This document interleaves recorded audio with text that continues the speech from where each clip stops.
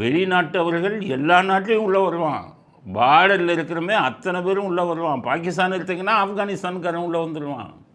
பர்மாவை எடுத்திங்கன்னா அந்த பார்டரில் இருக்கக்கூடிய நம்ம இந்தியா அஸ்ஸாம் பார்டரில் இருக்கிறவெல்லாம் உள்ளே போயிடுவான். இந்தியாவை எடுத்திங்கன்னா பங்களாதேஷுக்காரன் உள்ளே வருவான். உலகம் பூரா நடக்கக்கூடிய ஒரு இது ஒரு பெரிய பிரச்சனை அல்ல.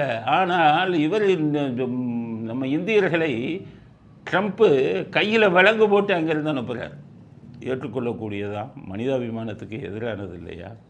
ஆனால் அவர் ஏன் அப்படி செய்கிறாருன்னா, இந்த மாதிரி விலங்கெல்லாம் போட்டு அனுப்புனா தான் இனி வர பயப்படுவாங்கன்னு செய்கிறார். இருந்தாலும் மனித நேயத்துக்கு எதிரானது இல்லை. ஏதோ வயிற்று பழப்பு தேடி போகிறாங்க. எத்தனையோ பேர் 10 லட்சம் 20 லட்சம் செலவு பண்ணி உள்ளே போகிறாங்க.